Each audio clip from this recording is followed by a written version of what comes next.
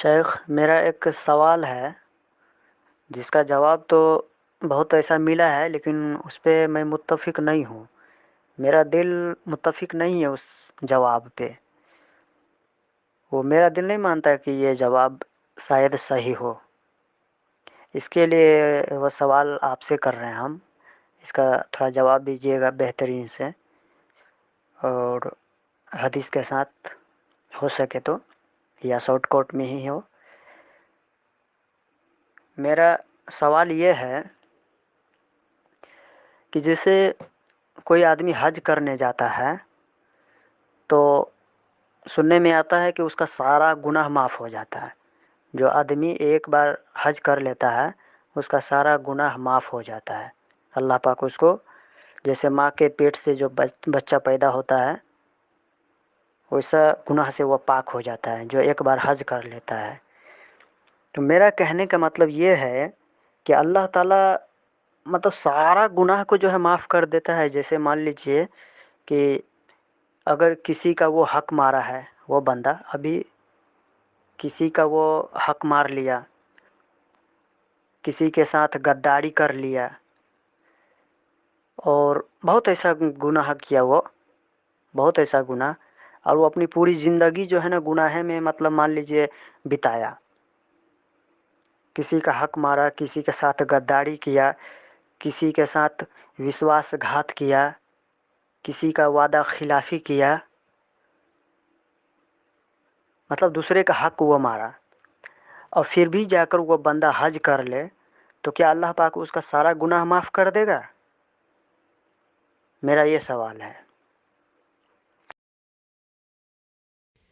وعلیکم السلام ورحمۃ اللہ وبرکاتہ۔ الحمدللہ بخیر ہوں، اور اللہ رب العالمین سے آپ کی خیر و عافیت کے لیے دعا کرتا ہوں۔ اور آپ نے جو سوال بھیجا کسی بھائی کا جو پریشان ہے اس معاملے میں کہ حج کرنے سے جو ہے سارا گناہ معاف ہو جاتا ہے، جبکہ جو ہے ایک انسان جو ہے بہت طرح کا گناہ کیا ہوتا ہے، کسی کا حق مرا ہوتا ہے، کسی کے ساتھ دھوکہ کیا ہوتا ہے، تو کیسے اس کا جو ہے سارا گناہ معاف ہوگا؟ تو صحیح حدیث میں ہے کہ جو آدمی صحیح طور پر حج کرتا ہے تو واقعی جو ہے وہ ایسے ہی ہوتا ہے جیسے ماں کے پیٹ سے پیدا ہوا ہے۔ یہ کسی انسان کا کلام نہیں بلکہ محمد صلی اللہ علیہ وسلم کا فرمان ہے، رجع کیوم ولدتہ امہ، وہ ایسے ہی حج سے لوٹتا ہے جیسے اس کی ماں نے جنم دیا۔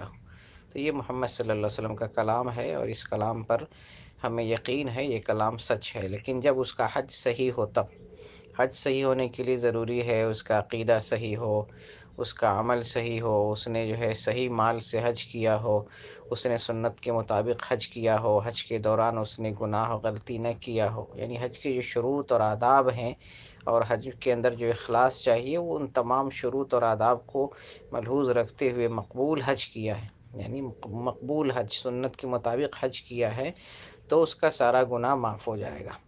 اب جو گناہ معاف ہوگا تو اس کو بھی سمجھو، اصل ان کا سوال ہے، گناہ دو قسم کا ہوتا ہے۔ ایک گناہ ہوتا ہے اللہ کے معاملے میں، اس کو جو ہے حقوق اللہ کہتے ہیں، اور دوسرا گناہ ہوتا ہے بندوں کے معاملے میں، اس کو حقوق العباد کہتے ہیں۔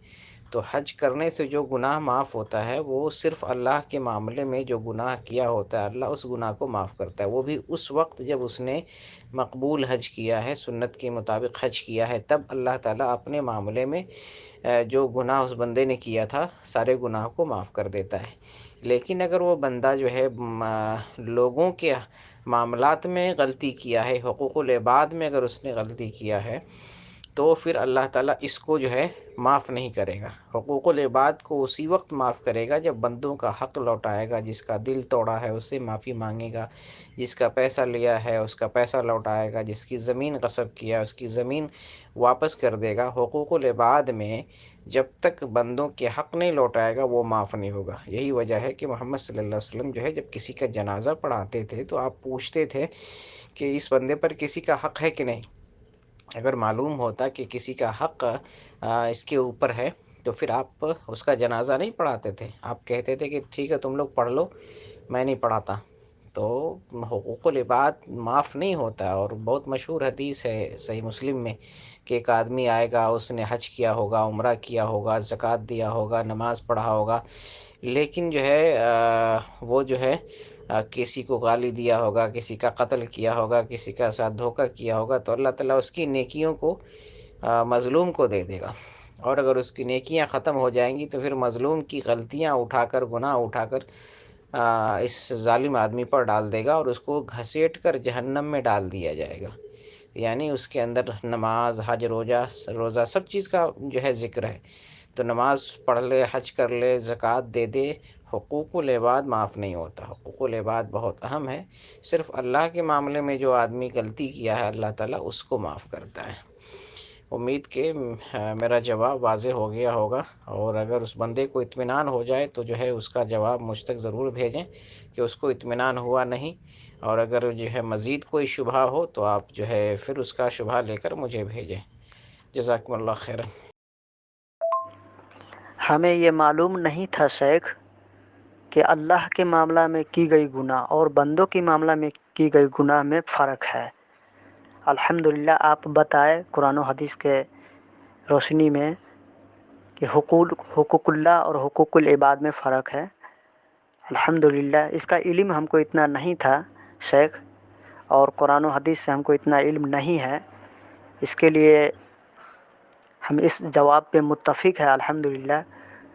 اور یہ میرا ایمان کہتا تھا، میرا دل کہتا تھا کہ یہ صحیح نہیں ہو سکتا کہ جو ہے نا ہر گناہ کو اللہ پاک معاف کر دے، اور آپ ہم کو سمجھا دیے کہ حقوق اللہ اور حقوق العباد میں فرق ہے۔ الحمدللہ اس جواب پہ ہم متفق ہیں۔ شکراً، بہت بہت شکریہ آپ کا، الحمدللہ۔